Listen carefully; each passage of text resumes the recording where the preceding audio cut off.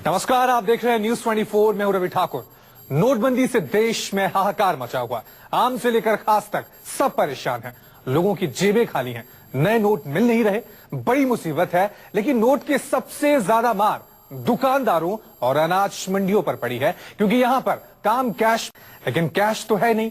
Asia के सबसे बड़े किराना मार्केट पर नोटबंदी का क्या असर पड़ा है, यही जानने के लिए हम दिल्ली के सदर बाजार पहुंचे हैं।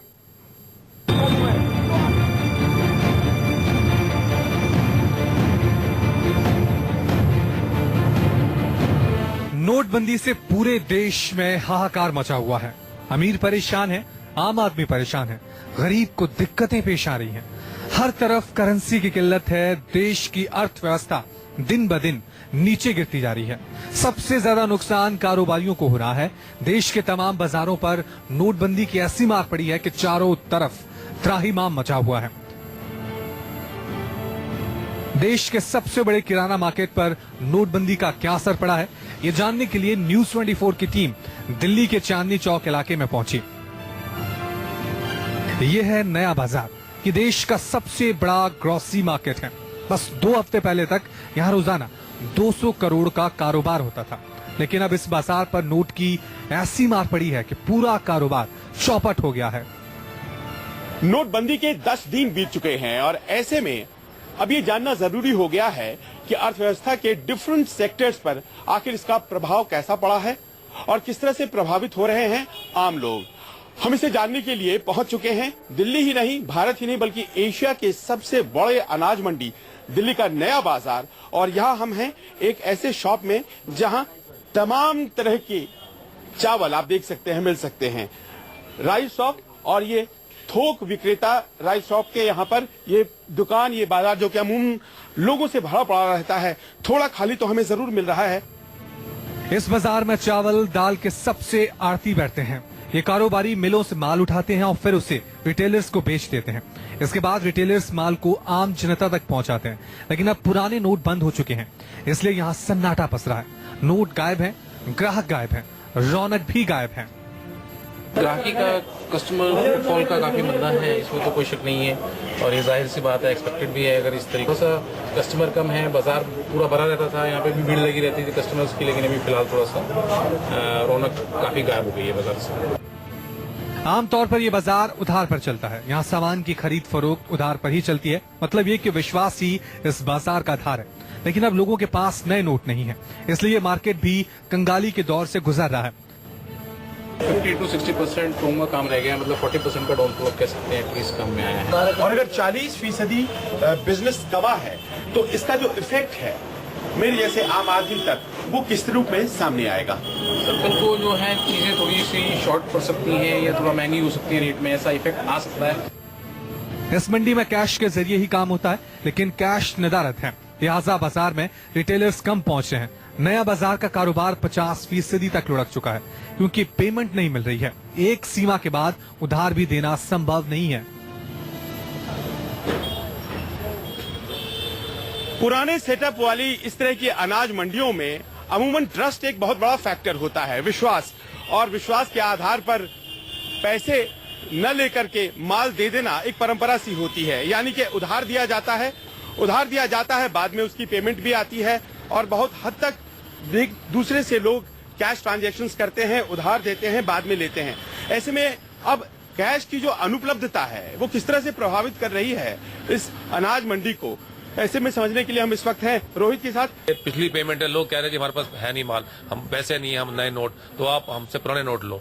तो वो जब पेमेंटें नहीं आ रही, उससे पेमेंटें मतलब लेट हो जाएंगी, जब तक न्यू करेंसी बाजार में नहीं आएगी। और कईयों ने तो हाथ कर दिए, खड़े कर दिया, हमारे पास न्यू करेंसी आनी है, लेनी है, लो नहीं लेनी मत लो। तो उसमें प्रॉब्लम ये आ रही है कि मतलब क्या करें हम। थोक विक्रेता त्रस्त हैं, रिटेलर्स हलकान हैं, मजदूर परेशान हैं, माल बिक नहीं रहा है। लिहाजा थोक व्यापारी मिलों से खरीद भी नहीं रहे हैं। परेशान कर देने वाली बात यह है कि ये दिक्कत अभी खत्म होने वाली नहीं है। आने वाले 3-4 महीने इस अनाज मंडी पर भारी रहेंगे। कैश की किल्लत से कारोबार करहाता रहेगा। काम रह गया 40% रह गया काम, वो भी उसकी भी सेल नहीं है। और सेल कैश में यानी इसलिए सारा माल बिकता उधार पे। व्यापारी इस बात से खफा है कि सरकार ने बिना होमवर्क किए इतना बड़ा फैसला ले लिया। आलम यह है कि अब खाने और कमाने को लाले पड़ गए हैं। अब जबकि थोक बाजार में ये दिक्कत है कि कैश की कमी है। अब ये थोक बाजार का सिलसिला जाहिर तौर पर रिटेल होता हुआ एक आम आदमी तक पहुंचता है। एक कॉमन मैन किस तरह से प्रभावित होता है, यहाँ के बड़े बिजनेसमैन से ये समझने की कोशिश। गवर्नमेंट की आगे क्या पॉलिसी है क्या नहीं है, उससे हर आदमी डरा हुआ है। आप ये सोचिए ना, पेमेंट का बिल्कुल ये सोच लो कि बिल्कुल लोगों का गला घोट दिया। कारोबारियों का कहना है कि नोटबंदी से व्यापार पर इतना विपरीत असर पड़ा है कि चावल और दाल महंगे हो रहे हैं। अगर सूरत हाल यही रहा तो महंगाई का ये सिलसिला आगे भी बढ़ता जाएगा। चावल और दाल 10 रुपए प्रति किलो महंगे हो जाएंगे, जिससे आम आदमी की मुसीबत और बढ़ेगी। सस्ता नहीं होगा ये, अभी और महंगा होगा जब तक गवर्नमेंट इसका कोई सोल्यूशन नहीं निकालेगी। रुपया नहीं देगी गवर्नमेंट खुल के। तो क्या आम जनता की थाली तक पहुंचने वाला चावल भी महंगा हो जाएगा? हाँ बिल्कुल होगा। साफ है, नोटबंदी ने देश के सबसे बड़े किराना मार्केट की कमर तोड़कर रख दी है। आलम यह है कि धंधा पूरी तरह से ठप हो चुका है। ना तो थोक विक्रेताओं के पास काम है और ना ही रिटेलर्स के पास। मजदूर तो नोटबंदी के आंसू बहाने पर मजबूर हैं। संजीव त्रिवेदी, दिल्ली, न्यूज़ 24। सदर बाजार में ना तो थोक व्यापारियों के पास काम है और ना ही मजदूरों के पास। कारोबार में 50% की गिरावट आई है। कैश की किल्लत से यह बाजार पूरी तरह से कर्रा रहा है। अब यहां इतनी बेकारी पसरी है कि कारोबारी से लेकर मजदूर तक सब पत्ते खेल रहे हैं।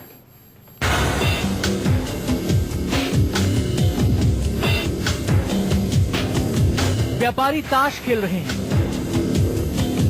मजदूर पत्ते गिन रहे हैं। दिल्ली के नया बाजार में कुछ दिनों पहले तक शायद ही कोई पत्ते खेलते हुए दिखता था। किसी के पास टाइम ही नहीं होता था। काम इतना था कि आराम भी मयस्सर नहीं। लेकिन अब नोटबंदी ने लोगों को बेकाम कर दिया है।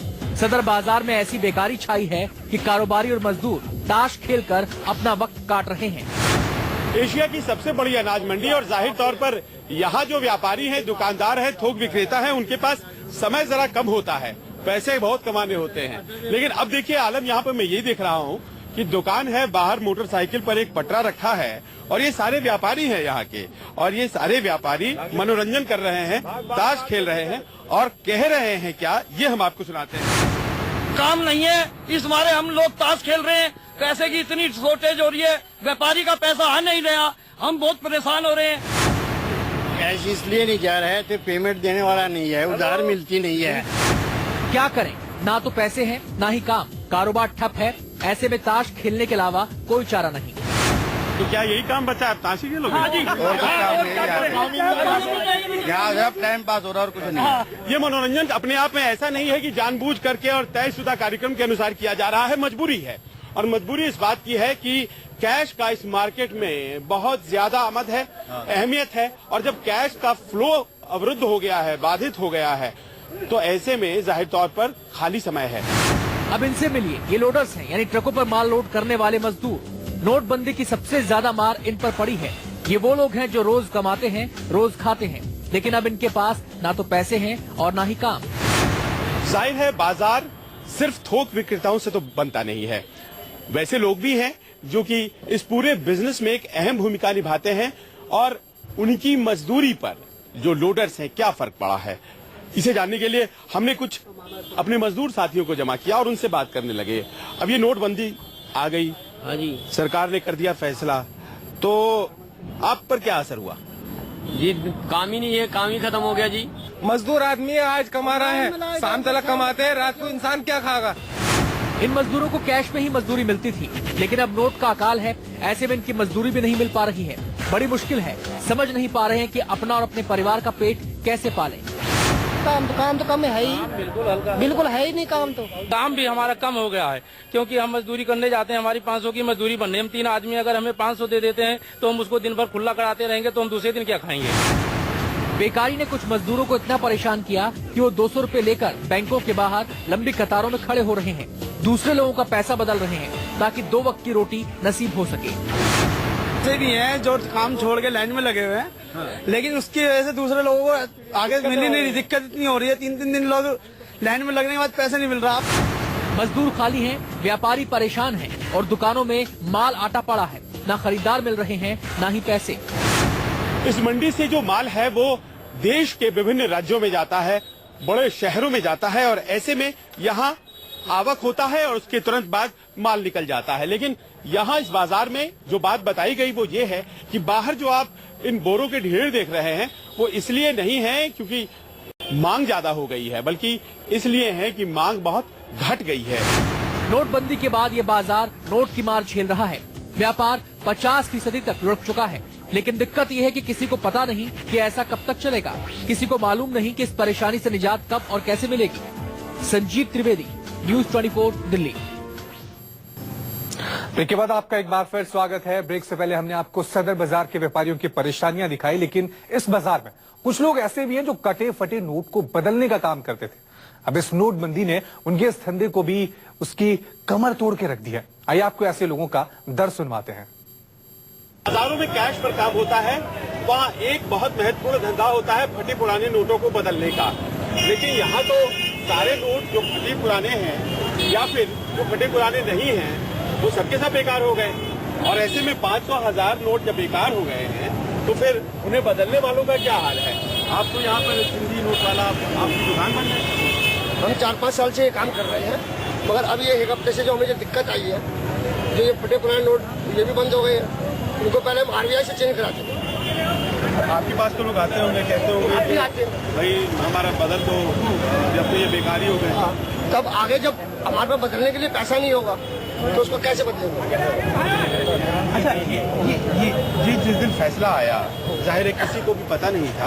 आपके पास भी कुछ पैसे पड़े होंगे, है ना, 100 के भी होंगे, 500 के होंगे, 1000 के होंगे। तो आपने 100 वाले का क्या किया, 500 वाले का? भाई 100 वाले जो हमारे पे पड़े हुए थे वो अगले दिन हमारे खत्म हो गए। 30-40 नोट या 50 नोट जो भी थे, हमको ये भी मानते कि आगे तक के लिए इतनी लंबी लाइन भी लगना पड़ेगा हमारा।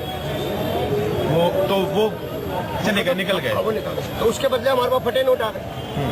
अब वो हमारे पास स्टॉक पड़े हुए बंद। अब उसका क्या करेंगे आप? अब वो अगर कोई दोबारा कोई नया निर्णय RBI लेगी, वापस लेगी, तो हम लोग RBI में जाके लाइन में लग के चेंज कराएंगे। और तब तक दुकान बंद। तो रोजी रोटी का हिसाब किताब कैसे चल रहा है? अभी तो फिलहाल कुछ भी नहीं बंद। इस बुलेटिन में अभी के लिए इतना ही। एक छोटा सा ब्रेक ले रहे हैं, लेकिन ब्रेक के उसमें आप देखना मत भूलिएगा खबरों का तूफानी बुलेटिन। 100 शहर 100 खबर।